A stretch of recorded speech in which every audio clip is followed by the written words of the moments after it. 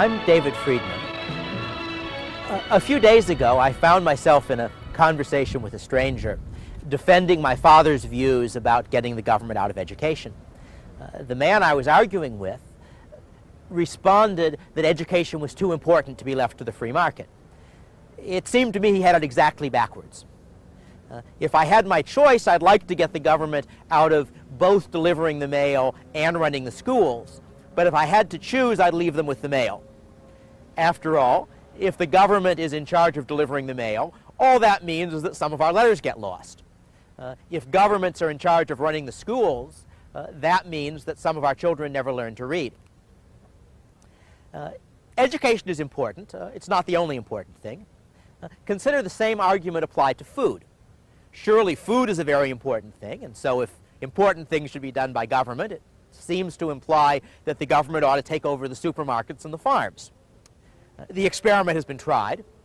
In the 1930s in Russia, Stalin collectivized agriculture. The government took over the schools, and several million Ukrainians starved to death. It reminds me of a conversation I had more than 20 years ago with a couple of Czech students in Vienna. That was the summer that Czechoslovakia tried a little prematurely to move away from communism, and the Russians invaded them. The students I was talking with had been caught outside of the country at the time of the invasion and were in Vienna trying to decide whether or not they should go home. And they were trying to explain to me what the Czech reformers were trying to do. As they described it, they wanted the best of capitalism and of socialism. And part of that was that they wanted to have free market prices for most goods, but have the government control the prices of a few essential commodities such as bread and milk. And my response, of course, was that if the free market was really better for the other things, then it was even more important to use the free market for essential commodities. I may have misunderstood them at that point, because I don't speak Czech and their English wasn't very good, but I think they said was, yes, that's what our professors say too. And I figured at that point I knew why the Russians invaded. So I guess what I'm trying to say is that I agree that education is important, and it's far too important to be left to the government. Human and political freedom has never existed and cannot exist without a large measure of economic freedom. Freedom is making choices. What's best for me? What do I want to do? We all want to be free to choose. No government official is telling these people what to do. Parental control, parents choosing the teacher, parents monitoring the schooling. Free to live your own life, pursue your own goals, chase your own rainbow, without the government breathing down on your neck or standing on your shoes. Most of us would choose prosperity if we could, but what's the best road to that goal? Free trade set off a process that revolutionized Japan and the lives of its people. The Pilgrims tried a form of socialism over 300 years ago. Unfortunately for their fair-minded plans, they prospered only after they were allowed to keep for themselves all the food they grew. Who says economic institutions don't matter? We may dream of a perfect world, but we all know that's not possible. Hong Kong is very far from utopia. Life is unfair. There's nothing fair about one man being born blind and another man being born with sight. I do not know any exception to the proposition that if you compare like with like, the freer the system, the better off the ordinary poor people have been. Dr. Friedman has spent a lifetime studying freedom and prosperity. To him, the lessons of history are clear. People are better off making their own choices, better off not relying on government. Free to choose is a survival kit for you and for liberty.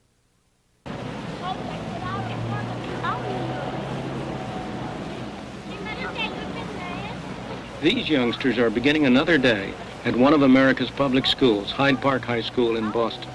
What happens when they pass through those doors is a vivid illustration of some of the problems facing America's schools.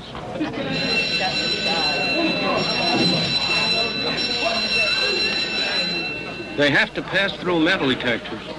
They're faced by security guards looking for hidden weapons. They're watched over by armed police.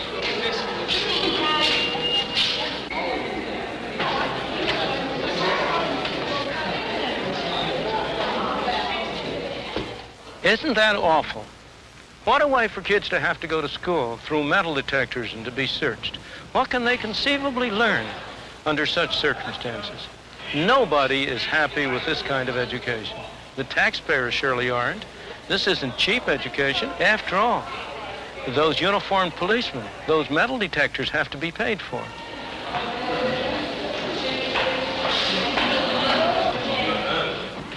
And what about the broken windows and the torn school books and the smashed school equipment? The teachers who teach here don't like this kind of situation. The students don't like to come here to go to school. And most of all, the parents. They are the ones who get the worst deal. They pay taxes like the rest of us. And they are just as concerned about the kind of education that their kids get as the rest of us are. They know their kids are getting a bad education, but they feel trapped.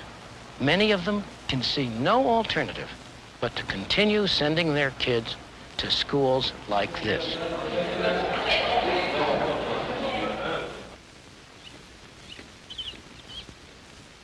To go back to the beginning, it all started with the fine idea that every child should have a chance to learn his 3 R's.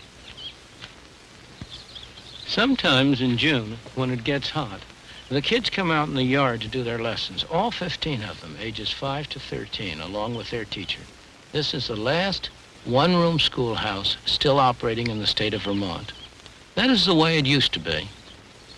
Parental control, parents choosing the teacher, parents monitoring the schooling, parents even getting together and chipping in to paint the schoolhouse as they did here just a few weeks ago.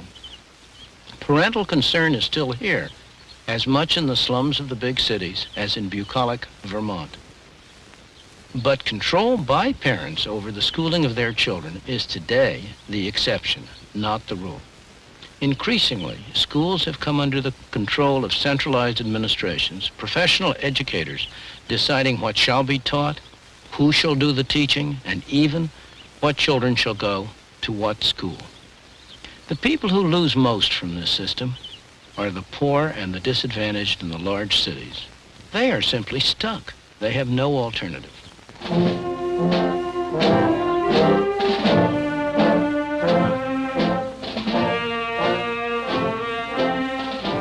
Of course, if you're well off, you do have a choice. You can send your child to a private school, or you can move to an area where the public schools are excellent, as the parents of many of these students have done.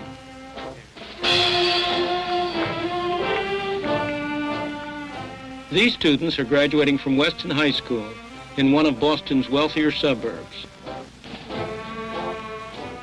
Their parents pay taxes instead of tuition, and they certainly get better value for their money than do the parents in Hyde Park.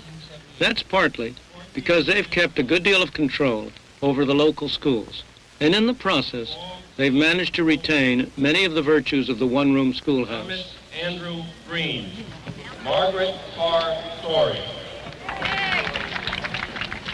Students here, like Barbara King, get the equivalent of a private education.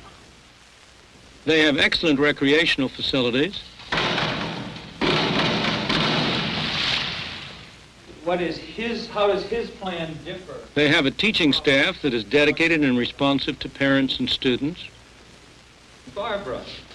He's decisive. He's a red. There's an atmosphere which encourages learning. Yet the cost per pupil here is no higher than in many of our inner city schools. The difference is that at Weston, it all goes for education and that the parents still retain a good deal of control. Unfortunately, most parents have lost control over how their tax money is spent. Ava Bell goes to Hyde Park High. Her parents, too, want her to have a good education. But many of the students here are not interested in schooling. And the teachers, however dedicated, soon lose heart in an atmosphere like this. Ava Bell's parents are certainly not getting value for their tax money. I think it's a shame, really, that parents are being ripped off like we are.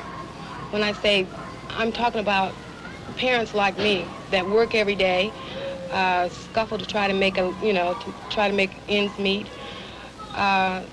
We send our kids to school hoping that they'll receive something that will benefit them in the future for when they go out here and compete in the job market. Unfortunately, that none of that is taking place out at Hyde Park. Children like Ava are being shortchanged by a system that was designed to help them. But there are ways to give all parents more say over their children's schooling.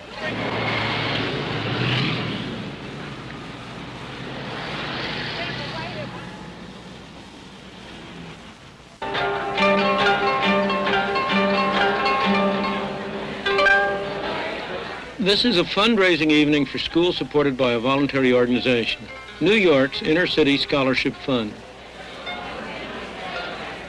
The prints that have brought people here have been loaned by a wealthy Japanese industrialist. Events like this have helped raise $2 million to finance Catholic parochial schools in New York. The people here are part of a long American tradition. The results of their private voluntary activities have been remarkable.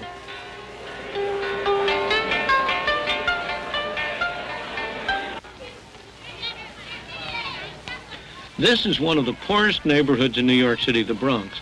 Yet this parochial school, supported by the fund, is a joy to visit. Boys and girls, we're going to start the workshop now. You start out with task 1, put the words in alphabetical order. The answers are on my... The youngsters here, from poor families, are at St. John Chrysostom's because their parents have picked this school. And their parents are paying some of the costs from their own pockets. The children are well behaved, eager to learn. The teachers are dedicated. Behavior, consistent, contrary, destruction. How old are you, honey? 6. 6. What are you working on? The cost per pupil here is far less than in the public schools. Yet on the average, the children are 2 grades ahead. That's because teachers and parents are free to choose how the children shall be taught. Private money has replaced tax money. And so control has been taken away from the bureaucrats and put back where it belongs. This doesn't work just for younger children. In the 60s, Harlem was devastated by riots. It was a hotbed of trouble. Many teenagers dropped out of school.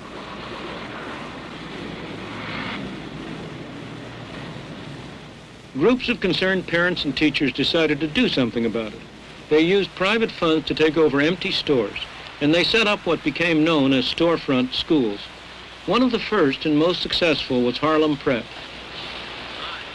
It was designed to cater to students for whom conventional education had failed. Kennedy was a very dangerous president in the sense that he was excessively popular. Many of the teachers didn't have the right pieces of paper to qualify for employment in public schools. That didn't stop them from doing a good job here. A lot of the students had been misfits and dropouts. Here they found the sort of teaching they wanted. After all, they had made a deliberate choice to come to Harlem Prep. It was a very successful school. Many students went on to college, and some to leading colleges. But after some years, the school ran short of cash. The Board of Education offered Ed Carpenter, the head of the school and one of its founders, tax money, provided he would conform to their regulations. I loved him, and we got along, and I know he's busy, but sometimes... After a long battle to preserve independence, he finally gave in. The school was taken over by bureaucrats. And I know he does, but I was a little bit hurt. And basically we have 3. I felt that a school like Harlem Prep would certainly die and not prosper under the rigid bureaucracy of a Board of Education. We had to see what was going to happen. I didn't believe it was going to be good. I'm right. What has happened since we've come to the Board of Education is not all good. It's not all bad, but it's more bad than good. Now, again, we divide things into categories, but the categories really what? The school may not look different yet, but 30 of the former teachers have gone. Ed Carpenter has resigned. The school is being moved to a traditional school building. No one, except maybe the bureaucrats, is very optimistic about its future. Unfortunately, the strangling of successful experiments by bureaucrats is not unusual. The same thing happened in California, at a place called Alum Rock. For 3 years, parents at this school could choose to send their children to any of several specially created mini-schools, each with a different curriculum. The experiment was designed to restore choice to those who were most closely involved, the parents and the teachers. Probably the most significant thing that happened was that the teachers, for the first time, had some power, and they were able to build the curriculum to fit the needs of the children as they saw it. The state and local school board did not dictate the kind of curriculum that was used in the Cullum School. The parents became more involved in the school. They attended more meetings. Also, they had a power to pull their child out of that particular mini school if they chose another mini school. At least in my opinion. Giving parents greater choice had a dramatic effect on educational quality. In terms of test scores, this school went from 13th to 2nd place among the schools in its district. But the experiment is now over. When school resumed after the summer vacation, this was just another public school, back in the hands of the bureaucrats. Giving parents a choice is a good idea, yet it always meets with opposition from the educational establishment. This is Ashford, a town in the south of England. For 4 years, there have been efforts here to introduce an experiment in greater parental choice. Parents would be given vouchers covering the cost of schooling. They could use the voucher to send their child to any school of their choice.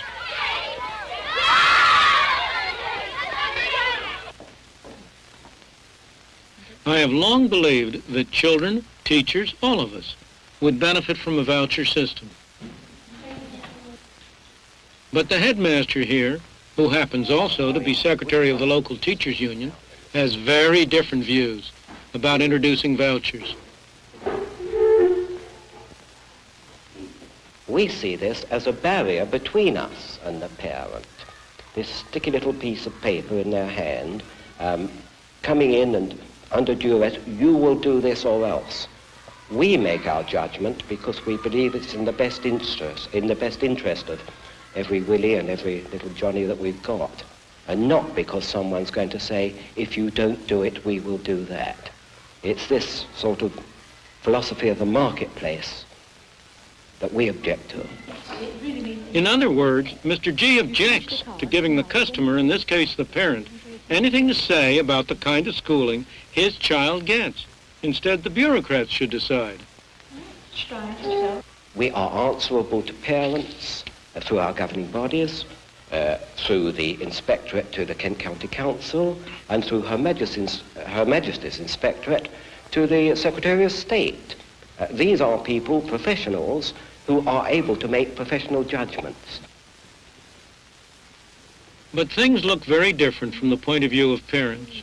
Jason Walton's parents had to fight the bureaucracy, the professionals, for a year before they could get him into the school that they thought was best suited to his needs. As the present system stands, I think virtually parents have got no freedom of choice whatsoever. They are told what is good for them by the teachers. They are told that the teachers are doing a great job, and they've just got no say at all.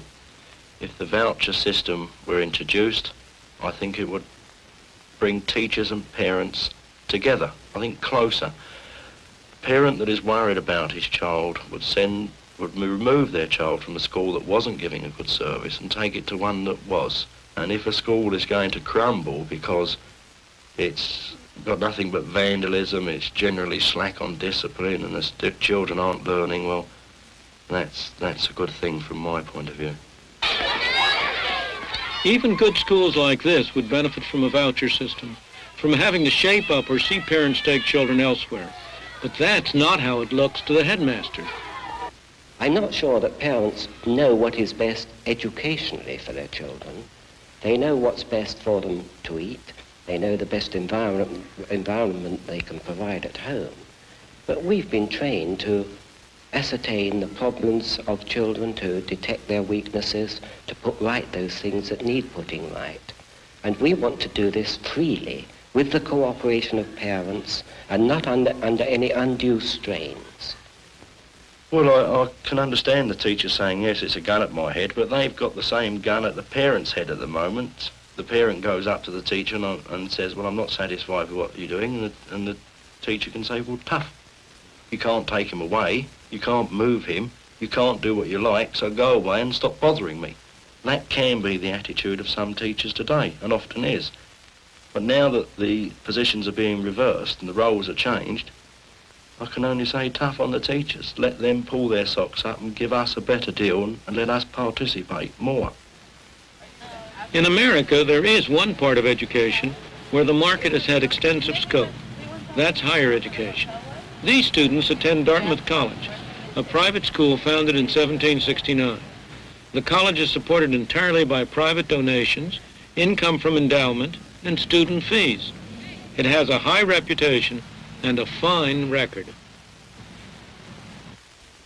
95% of the students who enroll here complete their undergraduate course and get a degree. The students here pay high fees, fees which cover most of the cost of the schooling which they get. Most of them get the money from their parents, but some are on scholarships provided either by Dartmouth or by outside sources. Still others take out loans to pay the costs of schooling, loans which they will have to pay back years later. Still others work either during the school year or during the summer to pay the costs.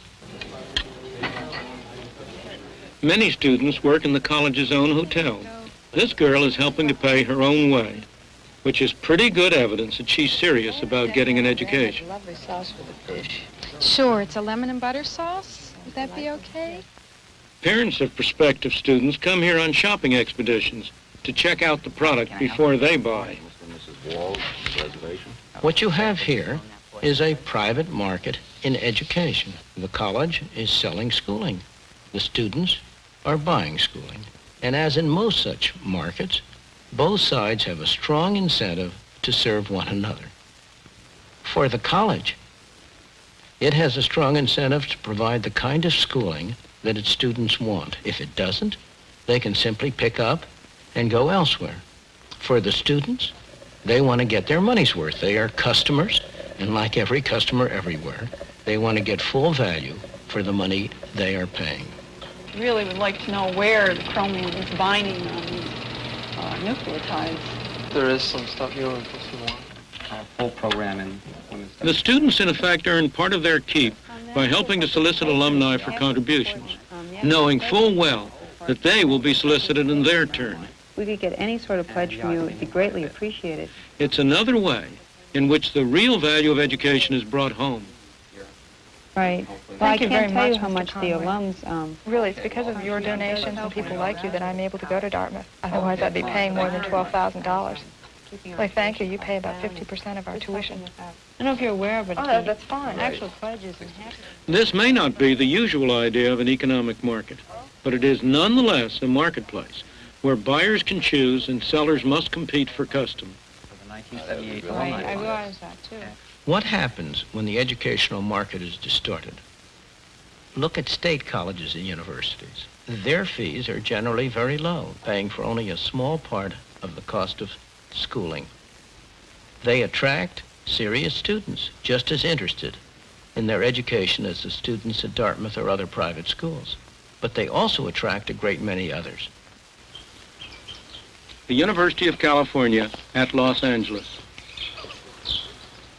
For those students who are here as a pleasant interlude, going to class is the price they pay to be here, not the product they are buying. We frequently wind up with people who cannot compete favorably with even the average person here. The justification for using tax money to support institutions like this is supposed to be so that every youngster, regardless of the income or wealth of his parents, can go to college. A few youngsters from poor families are here, but not very many.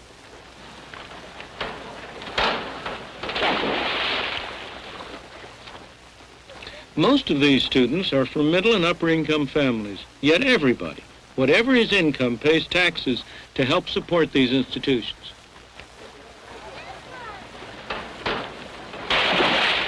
That is a disgraceful situation. It's hardly what public education was all about. These students are being subsidized by people who will never go to college. Only about half of those who enroll at UCLA complete the undergraduate course.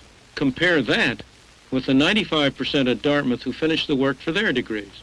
What a waste of student time, and what a waste of taxpayers' money.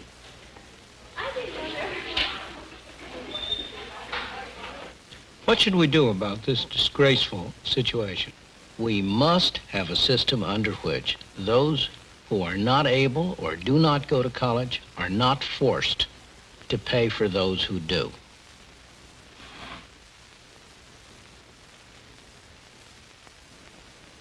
As we've seen, the market works in education. When people pay for what they get, they value what they get.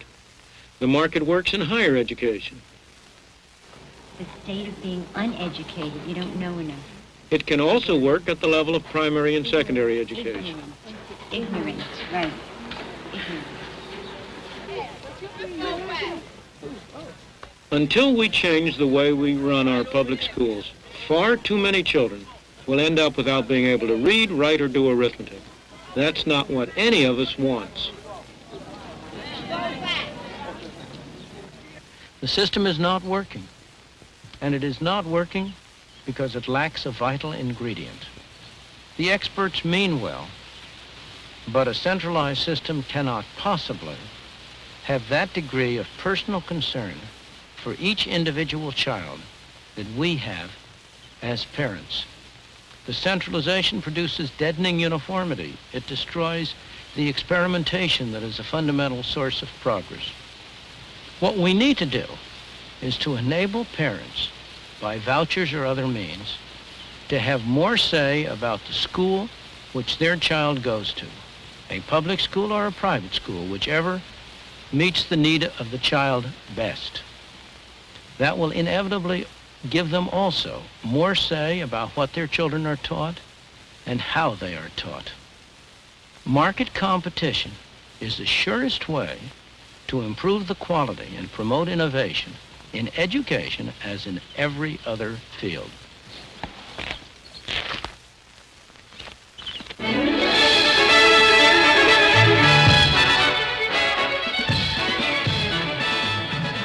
Welcome to Free to Choose. Joining Dr. Friedman tonight for a discussion on what's wrong with our schools are Dr. Gordon Tullock, who is professor of economics and politics at the University of Arizona, and Dr. Henry Levin, who is professor of economics and education at Stanford University. Dr. Levin, let's start with you.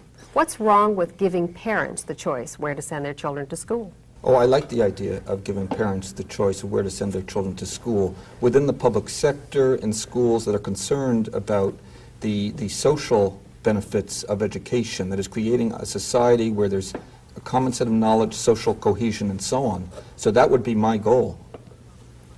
Dr. Friedman, what's wrong with public school choice? There's nothing wrong with public school choice. There's something wrong with limiting choice to public schools. Public schools should not be in a monopoly position. They should have to compete with private schools. If you want to know what's wrong with public school choice, tell me, just look at the post office and see what's wrong with giving the government a monopoly in delivering first-class mail. Why should a parent be restricted to using his tax money and the tax money that's assigned to him by others simply in those schools that are run by the government? In the first place, the last letter that Milton Friedman wrote to me took 5 days to get from San Francisco to Tucson. This is a byproduct, but nevertheless true. But secondly, you've got to remember, we let the parents make a lot of choices with respect to education by voting in the school boards or voting the people who elect the boards. We let the parents decide whether we should have military forces in Iraq, this being a democracy. I don't see why we shouldn't let them make their decisions by themselves instead of indirectly. Well, yeah, my concerns here are the following. By the way, I should mention to you that in Palo Alto, where I am a member of the school board, so I can be your bureaucrat here, we have just voted in a policy that all graduates of Palo Alto high schools, we have 2 of them, will be proficient in foreign languages. That will be a requirement for graduation. There's no private school in the country, to our knowledge, and we've made an extensive search that sets that kind of standard. Why should there be? Why should you be able to tell John and Jane that they necessarily have to be proficient in a foreign language. Maybe they'd rather be proficient in music or in mathematics or in something else. I don't see that that's anything for you to boast about. It's just a demonstration of your willingness to replace their judgment by yours. But then you'd have to tell me, what are your social concerns about schooling? Because to justify public funding for elementary and secondary schools, surely there are social benefits that are worth paying for. Otherwise, no one should expect the government to pay for schools. Well, you've raised a very good question, because in fact I have become increasingly doubtful whether there is any case for government funding of schools. But the argument has always been that you need people who can read, write, and do arithmetic, who have some knowledge of history and of the society, in order to have an educated citizenry in which a democracy can operate. And I think there's a great deal of sense to that. Should we agree on ways of making decisions in the public sector? That is, should people have some notion that, in fact, we do have a system of government, that, in fact, we do debate issues, yes, ultimately we take votes on issues and work? Tell me how that's related to being proficient in a foreign language.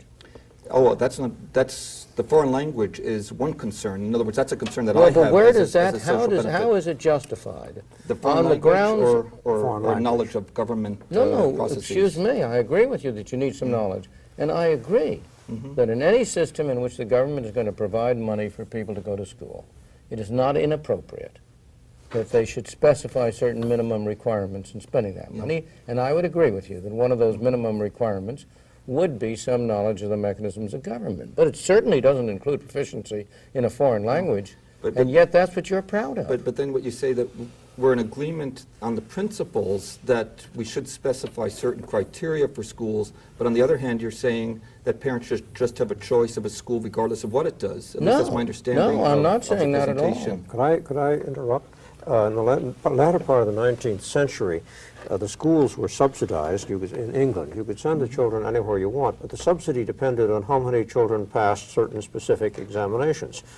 If 90% passed, you got a high subsidy. If 10% passed, you got a very low subsidy. You could have complete private, and many of these were church schools and private schools. You could have a very large degree of autonomy and a control of what is actually taught just by this examination. Very simple procedure. Dr. Telek, don't we have exactly the opposite of that now? We now fund schools, schools that have disadvantaged students who may in fact not be doing well get more money. Well, no, that would have been true in England too. The special problem of disadvantaged students is a very real one, and I don't think anybody feels that they should be treated exactly like students who aren't. The question really is the technical way of dealing with them, and that is not an easy question. He's an educator. Let him answer that one. But I want to go back to this other question. You can provide, the government can provide money without producing the product on which the money is spent. In fact, most of its money is spent that way. Yeah. The government gives people food stamps with the requirement that it be used to buy only food. But the government doesn't run the grocery stores in which they buy the food. There is no contradiction between saying we give a parent a voucher, which may be used only for buying education in schools which satisfy these minimum requirements. There's no contradiction between that and saying that schools may be privately run. They may be run by churches, they may be run by corporations for profit, they may be run by non-profit organizations of parents, or what else. Sure, as long as you set the common standards, and the question is this: if you set the common standards high enough, you're going to get schools precisely like the present ones. You won't even allow public choice among schools. Wait. You set the standards high enough, you'll get schools like our present ones? I would say if you set them low enough, you'll get schools like our present ones. In terms, not the specific criteria, what I'm saying is if you set them in great enough detail. If you insist that they must be able to read, you'll get a different kind of school. For example, I hear you talking about perhaps a national examination, and yet what we're hearing is that we ought to have choice. No, I would disagree with that. I disagree very much with he and I don't always agree on everything, even if we're both wearing Adam Smith ties. No, I get very confused by this because people like Bill Bennett and like Alan Bloom and E.D. Hirsch talk about we need a common culture and we need to get greater common content in schools, and they even talk about a national curriculum and national examinations. But after all, Bill Bennett was Secretary of Education. I do not expect the Secretary of Education to be in favor of private schools any more than I expect the Postmaster General to be in favor of giving up the monopoly of distributing mail. But yet he is. He feels that he is in favor of private schools, and he certainly is in favor of choice between the public and private sector. Yes, he is in favor of choice between them, I agree. But, of course, the problem is what we mean by high standards. I believe that marketplace produces higher standards than government does in every area. Okay, I don't know any area. The marketplace produces higher standards in delivering mail, as we have found out from Federal Express and from the other private mail companies, than the government does. The marketplace, if left to itself, if not hindered, if not restricted too much, will produce higher standards in schools. That's why I want them. That's why I'm in favor of the marketplace. Let me ask you a question then. In a recent period, 34% of the babies born in San Francisco General Hospital, which as you know is the largest public hospital in San Francisco, were crack-addicted babies. Tell me about their parents and how they'll make educational choices for their children and in the interest of their children. Could I ask if they make educational choices by voting for the school board, would it be just as bad? Well, my concern right now is I do have an alternative.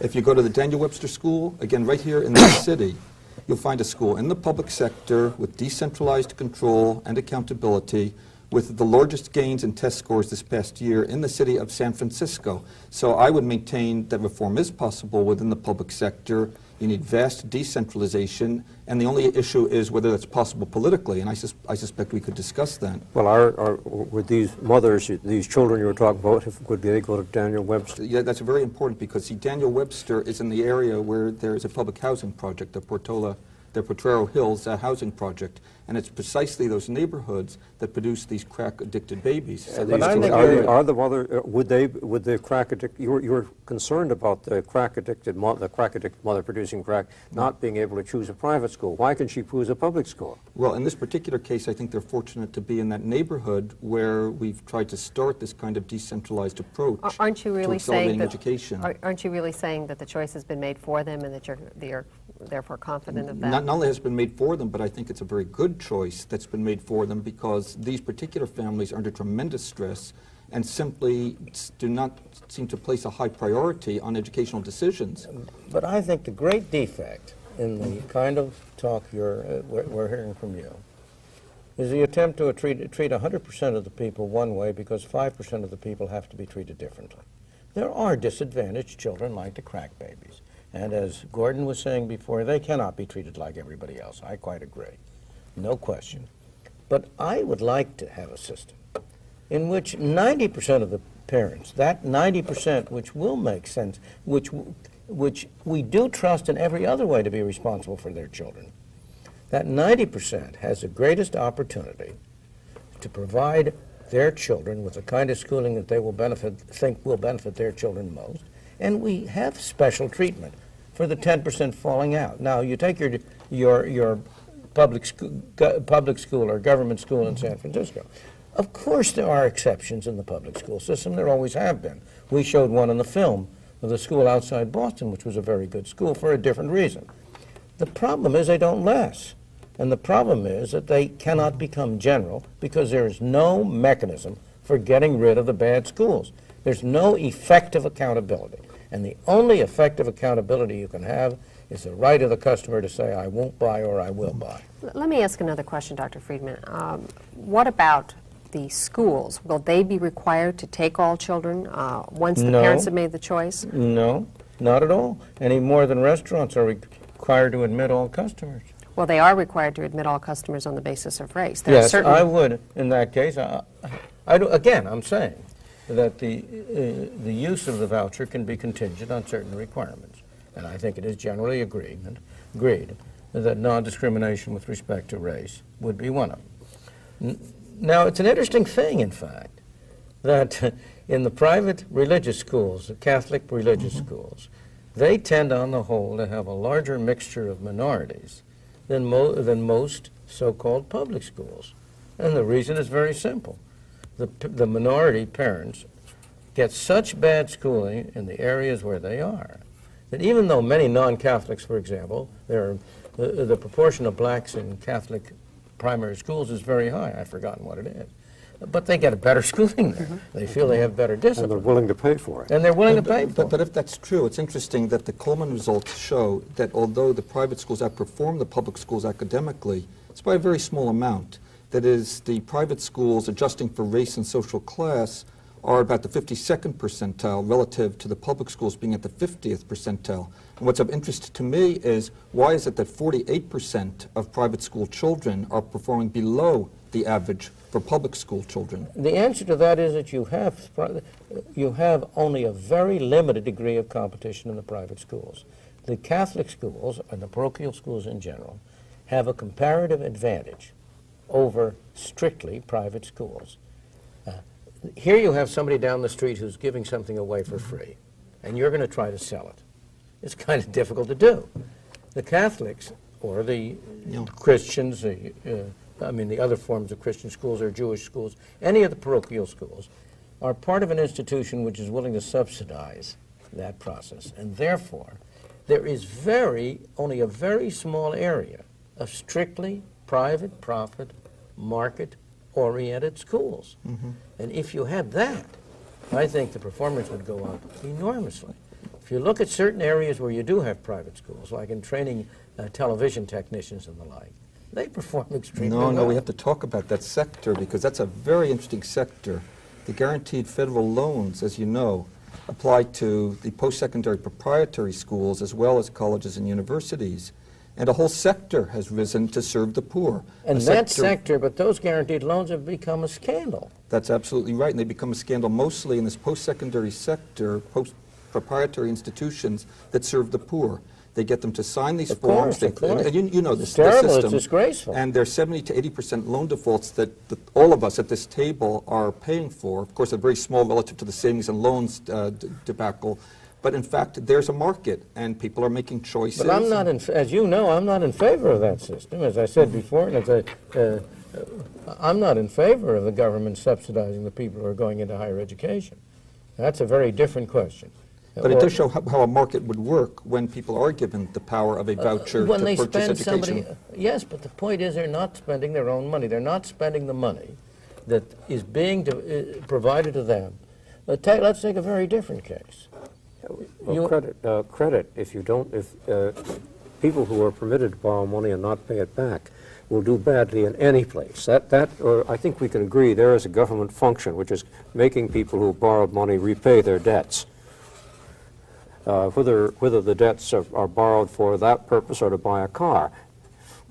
But what is the distinction between higher education and elementary and secondary education? Very simple. Elementary and secondary education is compulsory. And you would favor that? No, I don't. At one point I did favor it. But the more I have studied it, the more I have believed that the extent of schooling that would be voluntarily attained would be large enough so that there would be no additional advantage in compelling the small number who are left. That is, if without compulsion only 50% of children would go to school, then I would have to say compulsion should be justified because of the importance of having a school population. But I have become persuaded that if there were no compulsion, 90% of the kids would go to schools.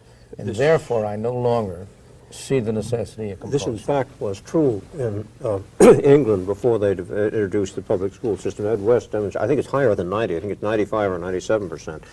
And, it was his work that persuaded me of that. Yeah, well, it's okay. But he also looked at the United States, and it's very hard to get this in the United States because of the different states are different. The schooling of children occurs at the intersection of two basic rights. One is the right for me to bring up, and I have 5 children and a grandchild, but the right for me to bring up my children the way that I see fit. The other right is the right of a nation to school its children or to reproduce values and attitudes and knowledge that help to sustain the particular things, including respect for these various amendments that the nation stands on. It would be wonderful if there were no conflict between the two, but the fact of the matter is we know historically there has been conflict between the two, and the question is how we're going to resolve that conflict. But at the moment, I think the conflict is produced by the public school system. I think it is disgraceful that this is, as I understand it, the first generation in American history that is going to be more poorly schooled than its parents. And I see no way you can defend and say that somehow this conflict you've described can justify the kind of school system we have, and you don't. Well, I'm trying to look, though, for your insights into how we solve this, because we agree on the problem. The question is the solution. Now, American children apparently watch 19.5 hours of television a week, according to one of the Gallup polls that I saw. Japanese children watch about 2.5 hours. I think we agree that commercial children's television is not what we'd like it to be educationally. And yet they usually walk adult television. That's even worse. Are you talking about more control rather than less control? Well, the question that I have is this. The same parents now who simply derogate responsibilities for most of the education of their children outside of the school to a TV set that's showing inane kinds of experiences are the same parents who are very sensitive and concerned. I think we have to help them to become better parents. I think we have to work with them. But I don't think that if, as we sit here now, I think that all educational professionals are responsible for working with parents and for children. The educational professionals who are going to make any decisions of this sort are those who have either directly or indirectly been selected by the parents. You've got to remember this is a democracy. We vote for these things. We all agree on the critical importance of education. I hope you've enjoyed our discussion and that it will continue to provoke your thoughts on who should choose our children's school. Next week on Free to Choose, we'll be discussing an issue of critical importance to the founding of this nation, equality and the rights of the individual. Much of the moral fervor behind the drive for equality comes from the widespread belief that it is not fair that some children should have a great advantage over others simply because they happen to have wealthy parents. Of course it's not fair. But is there any distinction between the inheritance of property and the inheritance of what at first sight looks very different?